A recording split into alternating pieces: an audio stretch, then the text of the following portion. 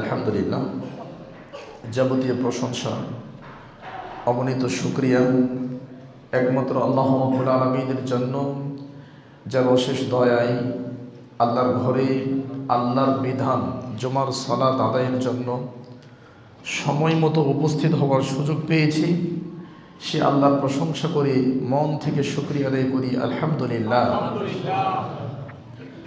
দরুদ ও সালাম বর্ষিত হোক সর্বকালের সর্বশ্রেষ্ঠ নবী এবং রাসূল, আমাদের প্রিয় নবী, শেষ নবী নবী মুহাম্মদ বিন আবদুল্লাহ সাল্লাল্লাহু আলাইহি ওয়াসাল্লামের উপর সংক্ষিপ্ত আকারে সালাত ও সালাম পেশ করছি। আল্লাহুম্মা সাল্লি আলাইহি আল্লাহুম্মা বারিক আলাইহি। সম্মানিত মুসল্লিবৃন্দ, রমাদান আমাদের খুব কাছে অবস্থান করছে। আল্লাহ যদি তৌফিক দান করেন, আমরা আগামী সপ্তাহেই রমাদান শুরু করব এবং আগামী শুক্রবার সিয়াম রেখেই ইনশাআল্লাহ আমরা মসজিদে জুমার সালাত আদায়ের জন্য আসবো ইনশাআল্লাহ। সময় যেহেতু খুবই অল্প, এজন্য আজকের সংক্ষিপ্ত সময়ে আপনাদের সামনে খুতবার বিষয় রমাদান মাসের সিয়ামের গুরুত্ব, মাসলা মাসাইল এবং কোরআন তেলাওয়াতের শ্রেষ্ঠত্ব, মাহাত্ম্য। কোরআন তেলাওয়াত না করলে কি হবে, কি পরিণাম হবে, এটা হলো আলোচনার বিষয়। আবার বলছি, রমাদান মাসের সিয়ামের গুরুত্ব এবং কোরআন তেলাওয়াতের গুরুত্ব, তেলাওয়াত না করলে শাস্তি কি হবে, কিভাবে তেলাওয়াত করতে হবে, এটা হলো আলোচনার বিষয়। প্রিয় ভাইয়েরা, রমাদান মাসের সিয়ামের গুরুত্ব আমাদের সকলের জানা আছে। আল্লাহ রাব্বুল আলামিন যতগুলো ফরজ দায়িত্ব আমাদেরকে দিয়েছেন, সেগুলোর মধ্যে অন্যতম একটি ফরজ দায়িত্ব রমাদান মাসের সিয়াম। সালাত যেমন ফরজ, টাকা পয়সা থাকলে যাকাত যেমন ফরজ, সম্পদ থাকলে, সুস্থ থাকলে কাবাগরের হজ যেমন ফরজ, এরকম ফরজ ইবাদতগুলোর মাঝে অন্যতম একটি ফরজ ইবাদত রমাদান মাসের সিয়াম। এটা ফরজ, রাখতেই হবে। তো রমাদান মাসের সিয়াম যেহেতু আমাদের খুব কাছাকাছি, সিয়াম সম্পর্কিত কিছু কথা 10 থেকে 12 মিনিটে আমরা শেষ করে দেবো ইনশাআল্লাহ। এরপরই আমরা কোরআন তেলাওয়াত সম্পর্কে কথা বলবো ইনশাআল্লাহ। প্রিয় ভাইয়েরা, রমাদান মাসের সিয়াম, সিয়াম মানে কি? আমরা হয়তো অনেকে বলতে পারবো না যে সিয়াম তো আরবি, এটার মানেটা কি। সিয়াম শব্দের অর্থ হচ্ছে নিজেকে সেভ করা। সিয়াম মানে সেভ করা, কন্ট্রোল করা, রক্ষা করা, হেফাজত করা, নিজেকে বিরত রাখা। তার মানে সিয়াম শব্দের অর্থই হলো নিজেকে কন্ট্রোল করা, মন যা চায় তা না করা। 11 মাস যা করেছি সেখান থেকে ফেরত আসা। 11 মাস মন যেমন প্রবৃত্তির অনুসরণ করেছে, এখন মনটাকে বেঁধে রাখা, আটকিয়ে ফেলা। সিয়াম বলা হয়, যেটা শরীয়তের ভাষায় সিয়াম, সেটা হলো আল ইমসাক আনিল আকলি ওয়াশ শুরব মিন তুলুইল ফাজরি ইলা গুরুবিশ শামস বিনিয়াতিল্লাহি আযজা ওয়া জাল। আল্লাহকে সন্তুষ্ট করার জন্য খাওয়া দাওয়া, পানাহার, স্ত্রী সহবাস ইত্যাদি নিষিদ্ধ কাজ থেকে নিজেকে বাঁচিয়ে রাখা ফজর থেকে সন্ধ্যা পর্যন্ত।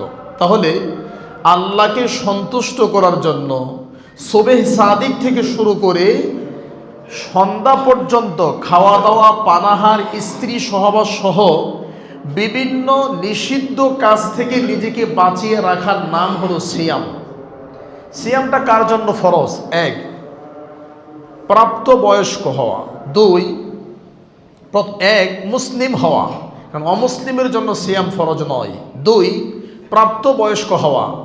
নাবালেগ বাচ্চাদের জন্য সিয়াম ফরজ নয়, তবে নাবালেগ বাচ্চাদেরকে সিয়ামের জন্য উদ্বুদ্ধ করতে হবে। যেমনটি পাওয়া যায় সালাফদের জীবন থেকে, ছোট বাচ্চাদেরকে রাতের বেলা সাহারির সময় উঠিয়েছে এবং খাবার খাইয়েছে।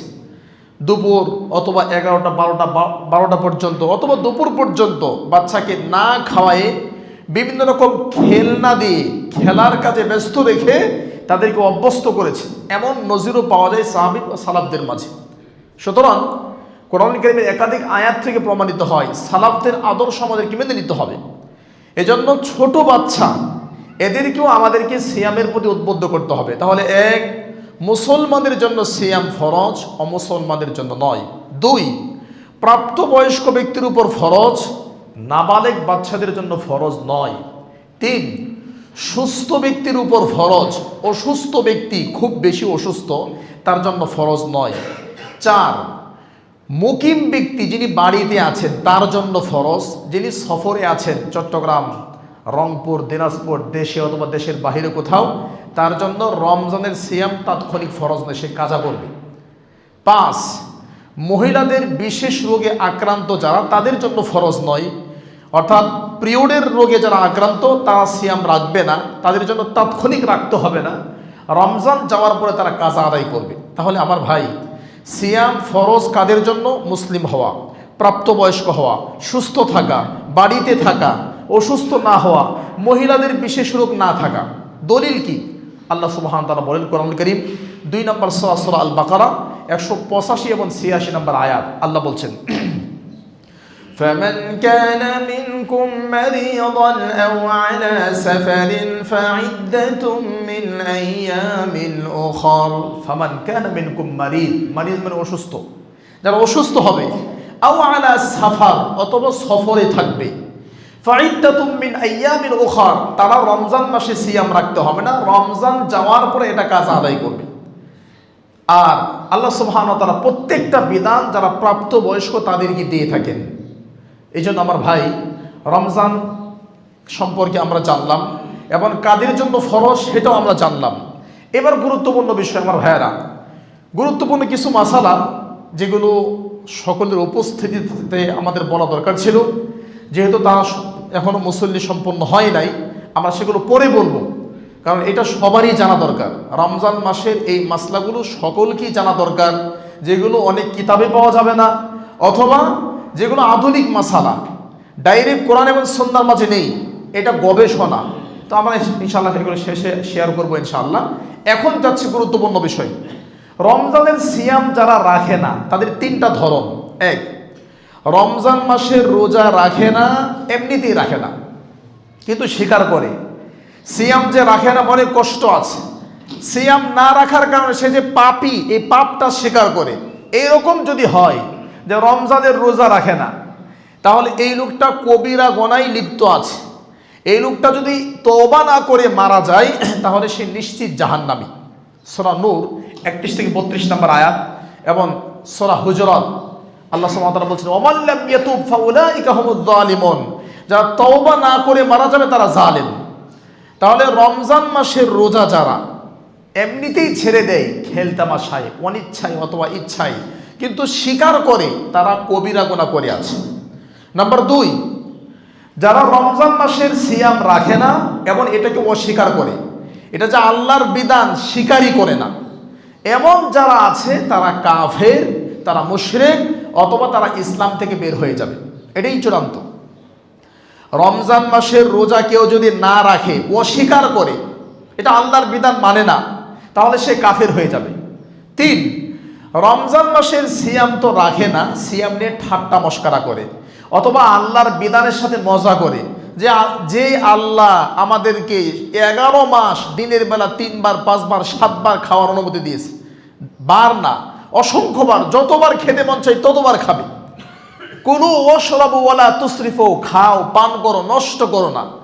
এরকম যদি কেউ বলে যে আল্লাহ কোরআনে একাধিকবার বান্দাদেরকে খাওয়ার অনুমতি দিয়েছেন, তৃপ্তি সহকারে খাইতে বলছেন, 11 মাস আল্লাহ খাইতে বললেন আর 1 মাস আল্লাহ খাইতে না করলেন, এটা আল্লাহর কেমন বিধান, এটা আমার কাছে কেমন লাগে, নাউজুবিল্লাহ মিন যালিক।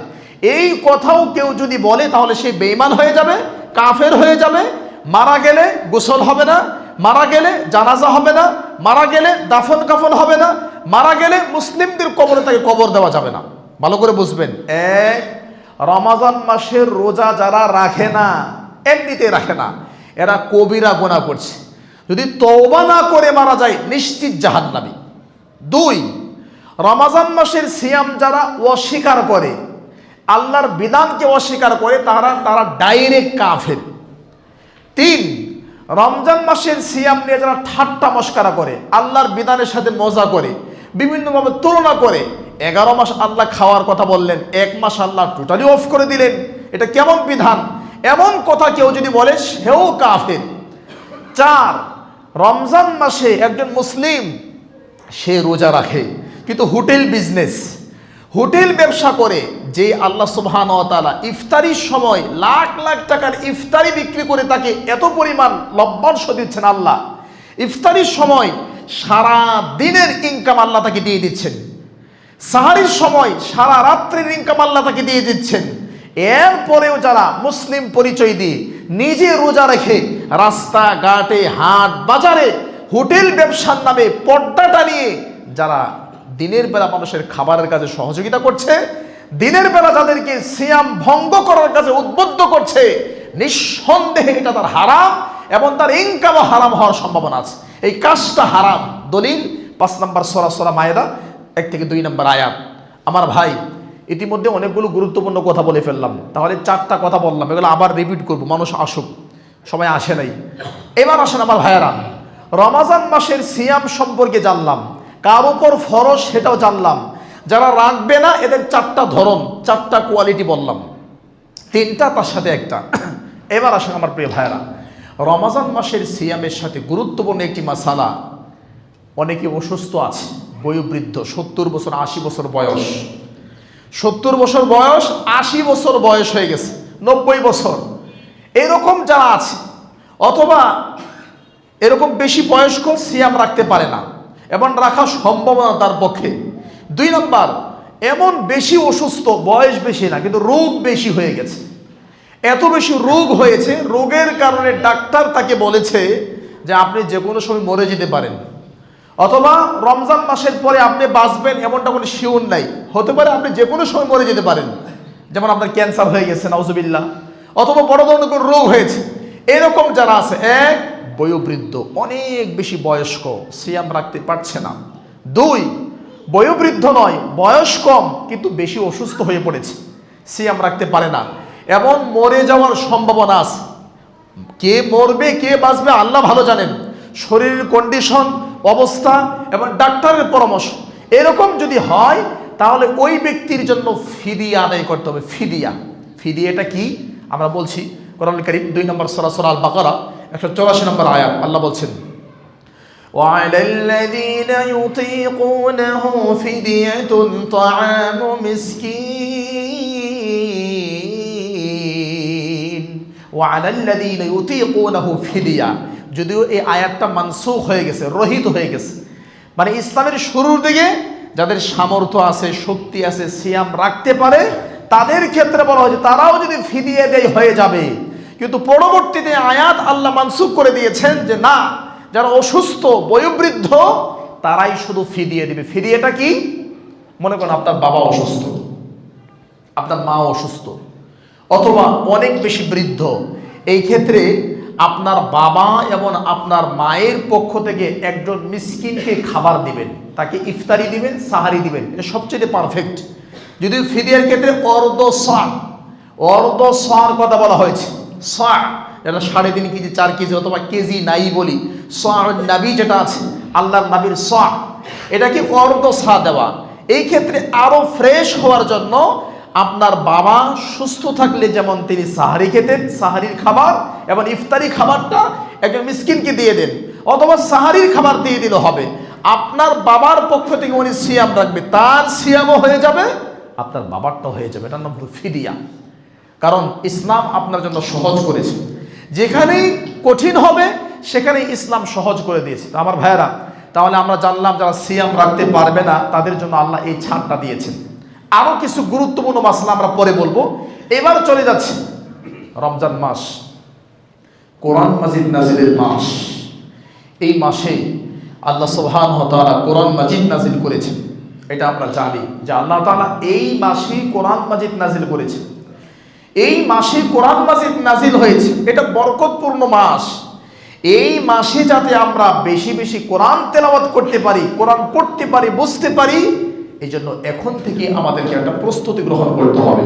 প্রিয় ভাইয়েরা, দুঃখের বিষয় এবং এটা খুবই বারাক্রান্ত বিষয় যে আমরা মুসলিম, পৃথিবীতে আমরা অনেক ডিগ্রি নিয়েছি, আমাদের অনেক যোগ্যতা আছে, আমাদের ব্রেইনে অনেক শক্তি আছে। আমরা আল্লাহর দেওয়া এই ব্রেন দিয়ে বিমান বানিয়েছি। আল্লাহর দেওয়া এই ব্রেন দিয়ে আমরা বিমান পরিচালনা করছি। আল্লাহর দেওয়া এই ব্রেন দিয়ে এই মসজিদ, এই মাদ্রাসা 20 তলা 50 তলা আমরা বানাচ্ছি। আল্লাহর দেওয়া এই ব্রেন দিয়ে মুসলিমরা অনেক কিছু করছে। কিন্তু দুঃখের বিষয় হলো আল্লাহর দেওয়া এই ব্রেন, এই মস্তিষ্ক দিয়ে, এই জেহেন দিয়ে আমরা আল্লাহর কালাম কোরআনুল কারীম এখনো পর্যন্ত শুদ্ধ করে দেখে দেখে পড়তে পারি না। মুখস্থ অনেক দূরের কথা। কথা ভালো করে বুঝবেন আমার ভাইয়েরা। আজকে আমরা প্রমাণ করব, আমার সামনে আপনারা যারা আছেন, মিডিয়াতে যারা বক্তব্য শুনছেন, একজন মুসলমান হিসাবে আপনি কতটা সফল বা আপনি কতটা ব্যর্থ, এটা আজকে আপনার কাছে প্রমাণ করব। এবং এই হিসাব নিয়ে আপনি বাড়িতে যাবেন এবং আজকে আপনি অন্তরের সাথে যুদ্ধ ঘোষণা করবেন যে না, আমি পারি, পারবো, দেখায় দিব এবং আমার এই পারাটা হবে আল্লাহর জন্য। বক্তব্য মনোযোগ দিয়ে শোনার জন্য দৃষ্টি আকর্ষণ করছে। সময় খুবই অল্প, আমাদেরকে অনেকগুলো কথা বলতে হবে। আজকের আলোচনার গুরুত্বপূর্ণ একটা পাঠ কোরআন তেলাওয়াতের গুরুত্ব। আমার ভাই, আমরা আল্লাহকে দেখেছি না আল্লাহকে দেখি নাই?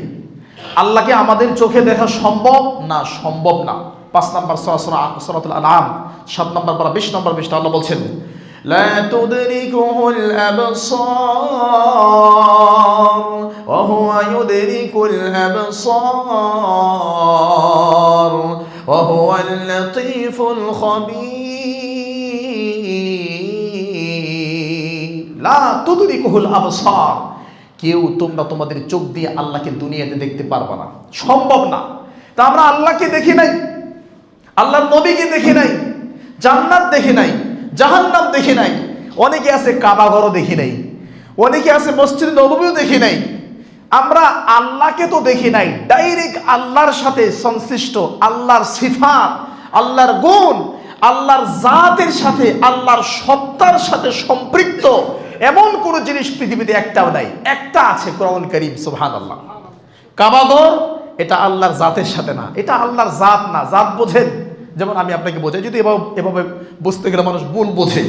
যেমন আপনার হাত, এটা আপনার শরীরের অংশ। আপনার চোখ, এটা আপনার শরীরের অংশ। আপনার কান, এটা আপনার শরীরের একটা পার্ট। আপনার এই যে মুখ দিয়ে কথা বলছেন, আমি মুখ দিয়ে কথা বলছি, এটা আমার অংশ। আমাদের ইয়াসিন ভাই ওনার মুখ দিয়ে কথা বলবে, এটা ওনার অংশ। মাইনুল ভাই তার মুখ দিয়ে কথা বলবেন, এটা তার কথা। এটা কার কথা? এটা ওনার কথা, ওটা ওই ব্যক্তির কথা। এটা কে বলেছে? ব্যক্তি বলেছে। তা আমার ভাই, ডাইরেক্ট আল্লাহর সাথে, আল্লাহর জাতের সাথে সম্পৃক্ত, মিলিত, সংযুক্ত এমন কোন নিদর্শন আমাদের তদন্তে পৃথিবীতে আমরা পাই না। তবে একটা জিনিস, একটা কিতাব আছে, যে কিতাবটা, যেই কথাগুলো, যে বাক্যগুলো, যে সেন্টেন্সগুলো ডাইরেক্ট আল্লাহর কথা আমরা লিখিত আকারে পাচ্ছি, দেখতে পাচ্ছি, হাত দিয়ে ধরতে পাচ্ছি, এটা আল্লাহর কথা আমাদের কাছে আসছে। সুবহানাল্লাহ। কিন্তু আমরা কতটা হতভাগা জানেন? আমরা আব্রাহাম লিঙ্কনের বই পড়ছি, রবীন্দ্রনাথ ঠাকুরের বই পড়ে মুখস্থ করে বলছি কেন? বিসিএস ক্যাডার হওয়া লাগবে। এই বুড়ো বয়সে 35 বছর 36 বছর বয়স আপনার বিসিএস এর ভাইভা হবে, 3 জন টিচার থাকবে। সম্ভাব্য আপনাকে বলা হতে পারে যে রবীন্দ্রনাথের 3টা কবিতা আপনি মুখস্থ শোনান, মুখস্থ না হলেও পড়তে পড়তে মুখ দিয়ে থুতু বের হয়ে যাবে। আপনি সেই মানুষ, বিসিএস ক্যাডার হতে হবে, ভালো একটা চাকরি পেতে হবে। রবীন্দ্রনাথের 3টা কেন 30টা কবিতা যদি মুখস্থ করতে হয়, আমি রাজি আছি। সে লোকটা কিন্তু আপনি। ভালো করে কথা বুঝবেন। আজকে আপনাদেরকে কিছু গুরুত্বপূর্ণ বিষয় শেয়ার করুন। তাহলে রবীন্দ্রনাথের কবিতা আপনি মুখস্থ করতে পারেন, ইহুদি খ্রিস্টানদের অনেক তথ্য আপনি মুখস্থ করতে পারেন, আপনাকে আধুনিক বিশ্বের অনেক তথ্য মুখস্থ করতে হয়। দিন দুনিয়া অর্জনের জন্য, বিসিএস ক্যাডার হওয়ার জন্য, আব্বাকে খুশি করার জন্য, আম্মাকে খুশি করার জন্য, আপনার স্ত্রীকে খুশি করার জন্য দুনিয়ার কত কঠিন কাজকে আপনি সহজ করে নিয়েছেন। পারেন, আপনি পারেন, পেরেছেন। এবং আমার সামনে মসজিদে বসে আছেন এরকম অনেকে আছে। আচ্ছা, এটা একটা সাইড গেল। তাহলে দুনিয়াতে আপনি বাবার কাছে, মায়ের কাছে, স্ত্রীর কাছে, সমাজের কাছে, দেশের কাছে সম্মানিত হওয়ার জন্য অনেক অসাধ্য কাজ, কঠিন কাজকে আপনার পক্ষে সহজ হয়েছে। কিন্তু আপনি আপনার রবের মেসেজ, আপনার আল্লাহর কালাম কোরআনুল কারীম 1450 বছর আগে এসেছে, ওই কোরআনুল কারীম আপনি এখনো গবেষণা তো অনেক দূরের কথা, শুদ্ধ করে পড়া তো অনেক দূরের কথা, কোরআনুল কারীম হাতে নিতে আপনি ভয় পান, কোরআনুল কারীম দেখলে আপনি ভয় পান, কোরআনুল কারীমের ধারের কাছে আপনি যান না। কোরআন শুদ্ধ তো দূরের কথা, অশুদ্ধ করে পড়তে পারেন না, মানে কি আপনি দেখেও পড়তে পারেন না, এরকম অনেক মুসল্লি আছে। কথাগুলো ভালো করে নেবেন এবং নেবেন শুধু না, আজকে আমল করবেন।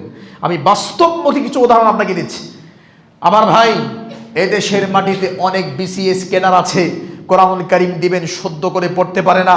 আল্লাহ যদি তাকে বলে তুমি বিসিএস ক্যাডার, মানে বাংলাদেশের সর্বোচ্চ হাই লেভেলের শিক্ষিত, বিশ্বাস করেন গত সপ্তাহে 2017-18 সালে আমার কামিল পরীক্ষা ছিল, কামিল মানে মাস্টার্স, যখন জামিয়া সালাফিয়ার শিক্ষক, যখন কামিল পরীক্ষা, তখন মদিনা ইউনিভার্সিটির চান্স পেলাম, মদিনায় চলে গেলাম। 5 বছর আগের পরীক্ষা, এখন প্রাইভেটভাবে ঢাকা আলিয়াতে পরীক্ষা দিচ্ছি। তা আমি সিরিয়ালে দাঁড়ায় আছি, আমার মাহফিল আছে, আমি সিরিয়ালে দাঁড়ায় আছি, আমি পরীক্ষা দিব। আমি বললাম যে আমাকে একটু আগে দেওয়া যায়, যে একজন বলছে আমি বিসিএস ক্যাডার, আমি সরকারি কর্মকর্তা। তা আমি তাকায় দেখলাম যে বাপরে বাপ, সুবহানাল্লাহ, বিসিএস ক্যাডার মানে তার দরকার নাই, ঢাকা আলিয়াতে কি দরকার, ঢাকা আলিয়াতে কামিল পরীক্ষার কি প্রয়োজন, বিসিএস ক্যাডার। আমি তাকে সম্মান করবো, ঠিক আছে আপনি যান। আমার আগে ভাইবাতে ঢুকেছে, তামিরুল মিল্লাত কামিল মাদ্রাসার প্রিন্সিপাল ভাইবা নিচ্ছে, সহিহ বুখারী যেটা ইন্ডিয়ার প্রিন্ট, বড় বড় কিতাবটা, যে জমের কিচ্ছু না, এই লম্বা বইটা, এটা খুলে দিয়েছে। তো উনি বিসিএস ক্যাডার, ওনাকে যত প্রশ্ন করছে একটার উত্তর দিতে পারে নাই, কারণ ওনার একটা প্রশ্ন ক্যাডার সিস্টেমের ছিল না, সব প্রশ্ন ইসলামিক প্রশ্ন। এবং সহিহ বুখারী খুলে দিয়েছে, সহিহ বুখারী পড়া তো দূরের কথা, বুঝেই না, কিচ্ছুই না। তো আমি যখন তারপরে ঢুকলাম, ঢোকার পর বলছে আপনি একটু দাঁড়ান। বিসিএস ক্যাডারকে বলছে আপনি কেন আসছেন, আপনি তো বিসিএস ক্যাডার, সর্বোচ্চ শিক্ষিত দেশের মানুষ। বলছে আসলেও আমার তো চাহিদা নাই, আমি সরকারি কর্মকর্তা, 1 নম্বরের কর্মকর্তা। আমার আব্বা আম্মার মান্যত ছিল যে আমাকে কামিল পরীক্ষা দিতে হবে, মান্যত পূর্ণ করতে আসছে। কথা মতো বোঝেন নাই, মানে মা বাবার মান্যত ছিল, মান্যত পূর্ণ করার জন্য কামিল পরীক্ষা দিচ্ছে। তো পরীক্ষার হলে তাকে বলা হচ্ছে যে আপনি বিসিএস ক্যাডার, এখন তো দুনিয়ার পড়ার দরকার নাই, এই যে আপনি কামিল পরীক্ষা দিলেন, মাস্টার্স পরীক্ষা দিলেন, এখনো বুখারী শরীফ দেখে পড়তে পারেন না, এখন আপনার উচিত বাড়িতে থাকেন, বেশি বেশি করে পড়াশোনা করেন।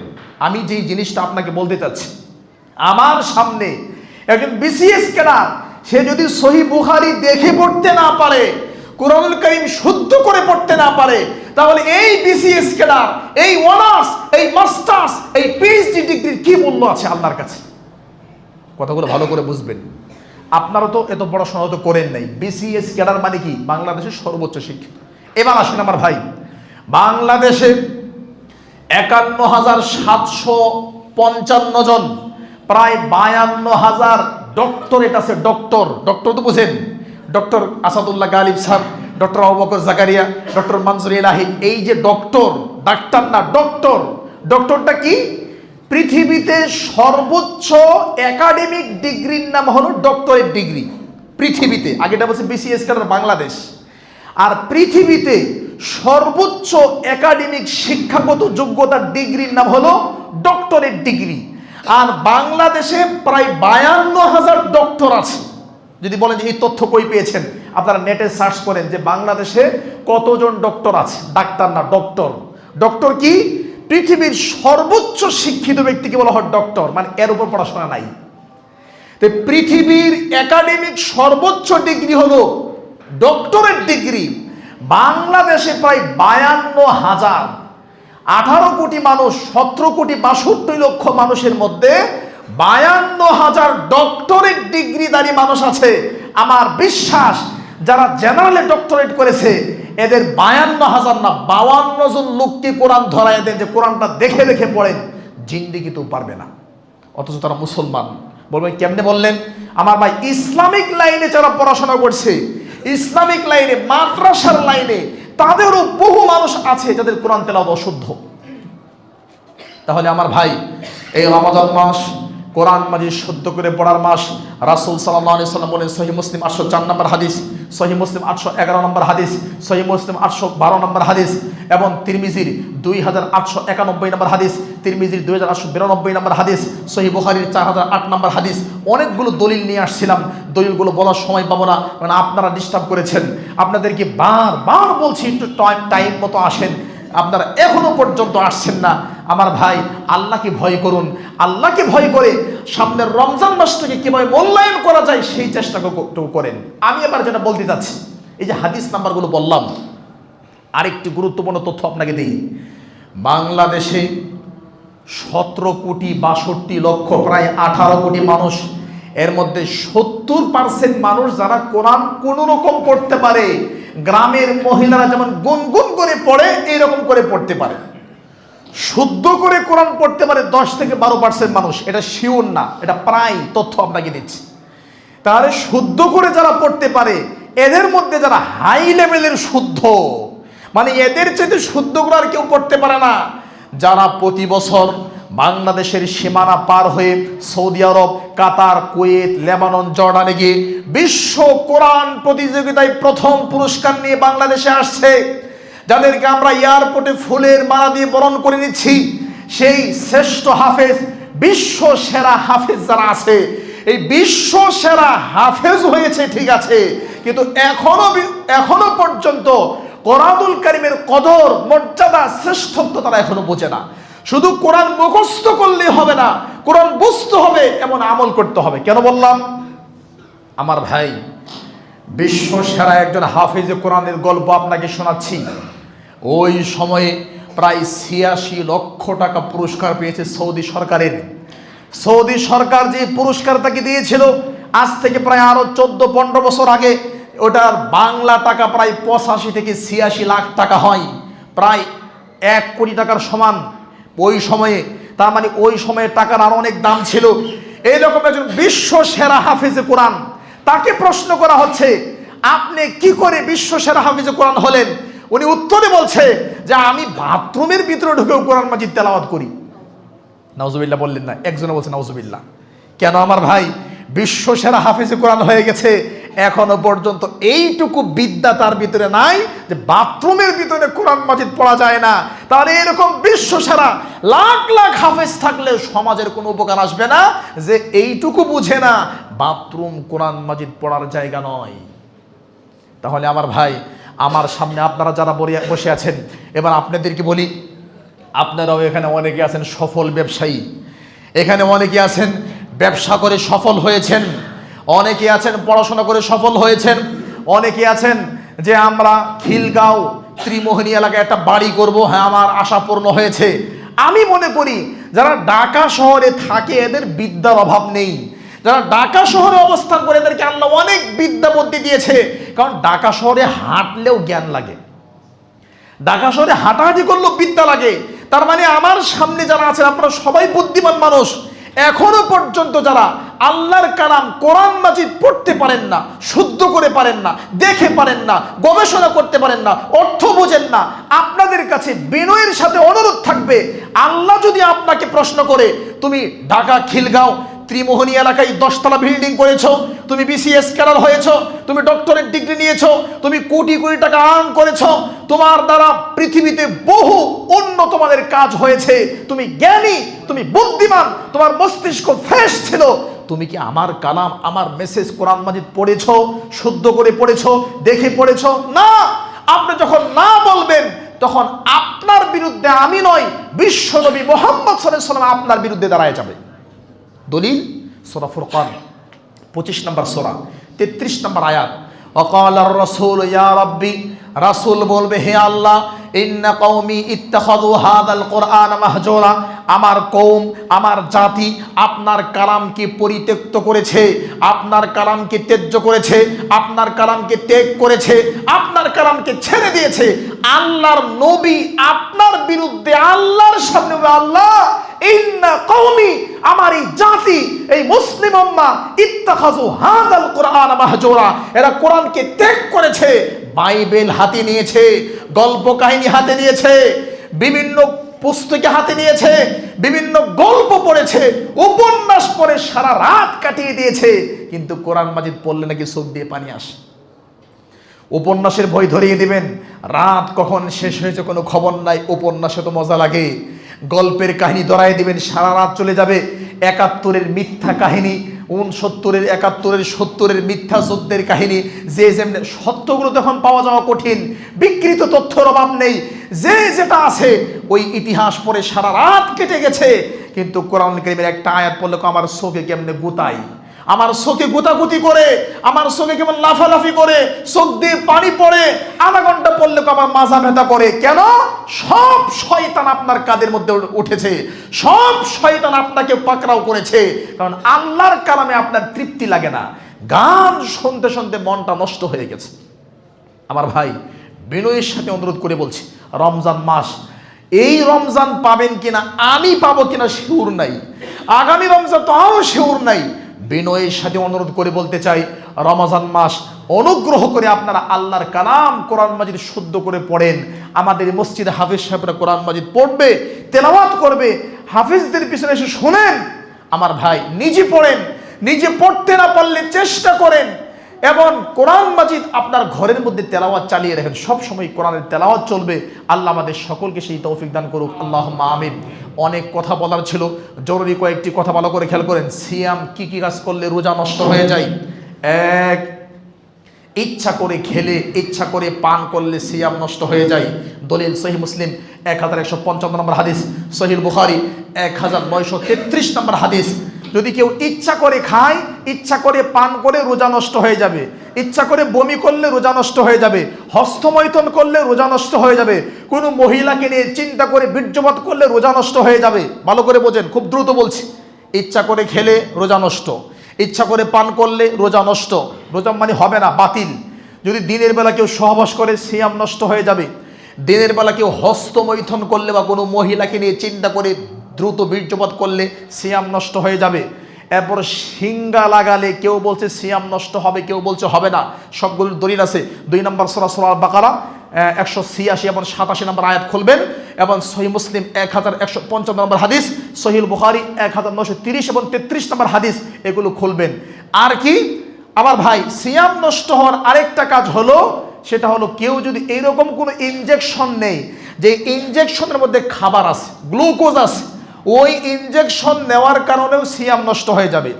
এবং কেউ যদি ইসলাম থেকে বের হয়ে যায়, অমুসলিম হয়ে যায়, অটোমেটিকলি তার সিয়াম নষ্ট হয়ে যাবে। এবার সিয়াম নষ্ট হবে না এমন কিছু কারণ বলি। এক, আমার ভাই, কেউ যদি কাউকে রক্ত দিতে যায়, এটা বিতর্কিত বিষয়। কেউ বলছে তার রোজা হালকা হয়ে যাবে, কেউ বলছে হবে না। 2, আমার ভাই, কেউ যদি ব্রাশ করে, অনেকেই সিয়ামের দিন ব্রাশ করে না, ব্রাশ করা যাবে না, ব্রাশ করলে সিয়াম নষ্ট হয়ে যাবে। ব্রাশ করার কারণে টুথপেস্ট দিয়ে যদি ভিতরে না যায়, আপনার সিয়াম নষ্ট হবে না। মনে রাখতে হবে যদি ভিতরে না যায়। এই ক্ষেত্রে সেফ হলো মেসওয়াক করা। মেসওয়াক করেন, সেফটি আছে। 3 নম্বর, আমার ভাই, দিনের বেলা যদি কারো স্বপ্নদোষ হয়ে যায়, দিনের বেলা আরাম করছেন, শুয়েছেন সাহারি খেয়ে, অথবা দুপুরে অথবা আসরের পরে হঠাৎ করে স্বপ্নদোষ হয়ে গেছে, এতে আপনার সিয়ামের কোনো ক্ষতি হবে না। নাম্বার 4, রাতের বেলা সাহারির সময় আপনার সিয়াম নষ্ট হয়ে গেছে, সাহারির সময় আপনার স্বপ্ন দোষ হয়ে গেছে, এখন গোসল করবেন না, সাহারি খাবেন, কোনো অসুবিধা নেই, গোসল করার দরকার নাই। টাইম যেহেতু অল্প থাকে, যদি অল্প থাকে আপনি দ্রুত হাত ধৌত করে আপনি সাহারি খেয়ে নেবেন, এটাই হলো চূড়ান্ত নিয়ম। এরপর আপনি গোসল করে সলাতে যান যদি সময় কম থাকে। আমার ভাই, গুরুত্বপূর্ণ আরেকটি বিষয়, কেউ যদি দিনের বেলা তার স্ত্রীকে জড়িয়ে ধরে, সিয়াম নষ্ট হবে না। স্ত্রীকে চুম্বন করলেও সিয়াম নষ্ট হবে না। হ্যাঁ, তবে অবশ্যই খেয়াল রাখতে হবে, স্ত্রীকে জড়িয়ে ধরা অথবা চুম্বন করা, এই ক্ষেত্রে যদি আপনার বীর্যপাত হওয়ার সম্ভাবনা থাকে, তাহলে সিয়াম নষ্ট, তাহলে আপনার স্ত্রীকে জড়িয়ে ধরা যাবে না। এই প্রত্যেকটার এক একটা দলিল আছে। সময় যেহেতু অল্প, আমরা দলিল ছাড়াই একসাথে কয়েকটা দলিল বলেই আপনাদেরকে মেসেজগুলো দিয়ে দিলাম। গুরুত্বপূর্ণ আরেকটি বিষয়, আমার ভাই, রমজান মাসে বেশি বেশি করে দান করতে হয়, এটা দানের মাস। অসংখ্য দলিল, সহিহ বুখারী 1442 নম্বর হাদিস, সহিহ বুখারী 1433 নম্বর হাদিস, কোরআন কারীম 2 নম্বর সূরা সূরা আল বাকারা, অসংখ্য আয়াত এবং হাদিস। রমজান মাসে বেশি করে দান করতে হয়, এটা দানের মাস। আমার ভাই, এই বিষয়ে লম্বা খুতবার প্রয়োজন। আপনাদের কাছে এই মেসেজটুকু দিতে চাই, আমাদের এই মসজিদে 30 দিনই আলহামদুলিল্লাহ ইফতারের আয়োজন হয়। গরিব, অসহায় অথবা যারা কাজ করে খায়, আশপাশের যারা আছে সবার জন্য ইফতারি থাকে আলহামদুলিল্লাহ, এবং মানসম্মত ইফতারি থাকে। আমিও কখনো ইফতার করেছিলাম গত রমজান বা আগের রমজানে।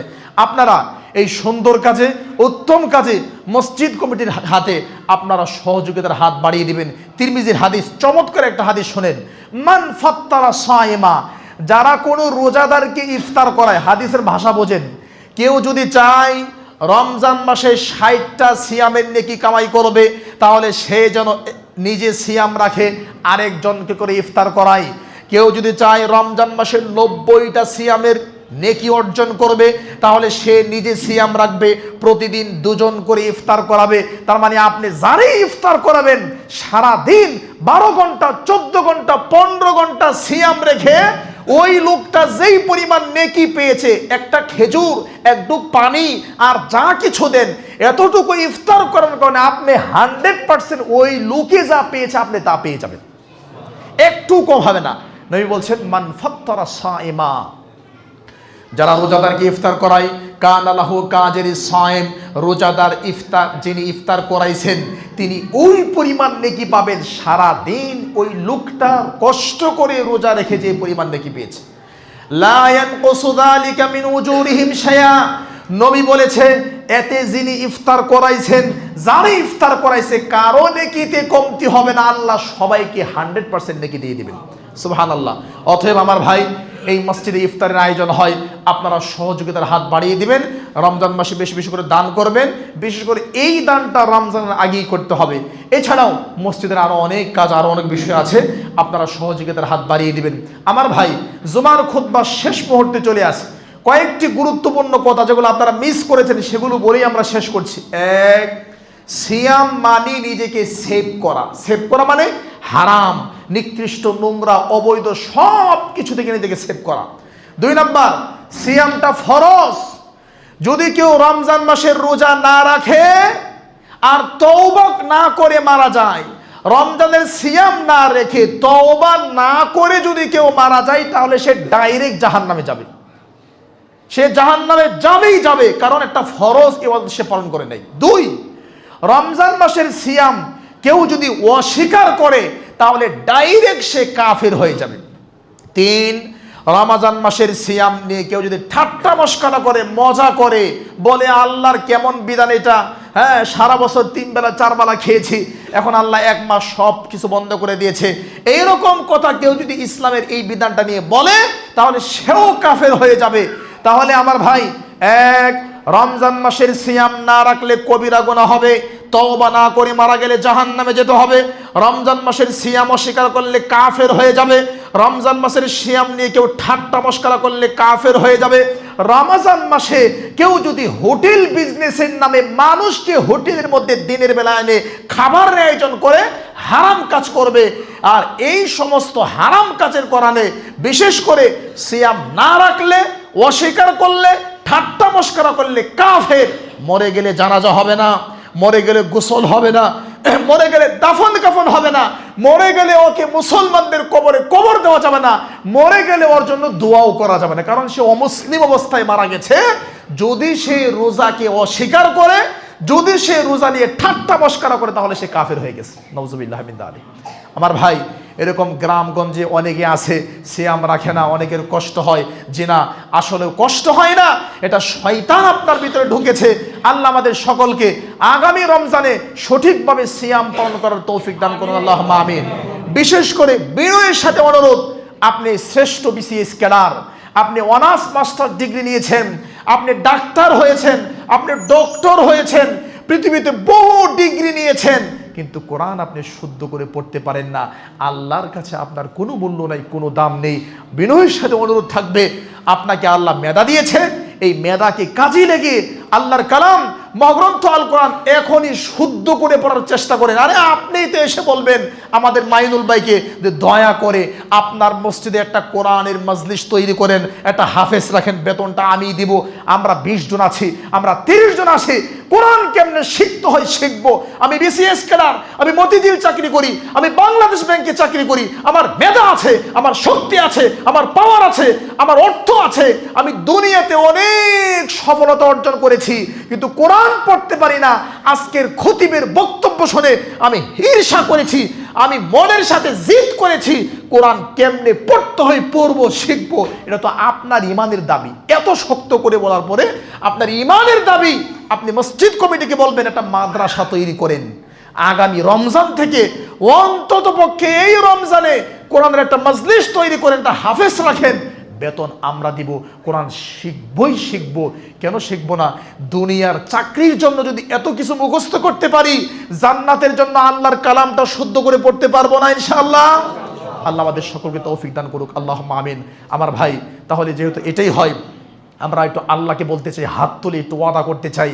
আপনার যারা সন্তুষ্ট চিত্তে আল্লাহর কালাম সুন্দর করে পড়তে চাই, আল্লাহকে একটু হাত তুলে ওয়াদা দিই আমরা ইনশাআল্লাহ। হাত তুলে ওয়াদা কেন দিলাম? আমার ভাই বাইবেল, ওরা বাইবেল পারে, আরও এই সেই পারে।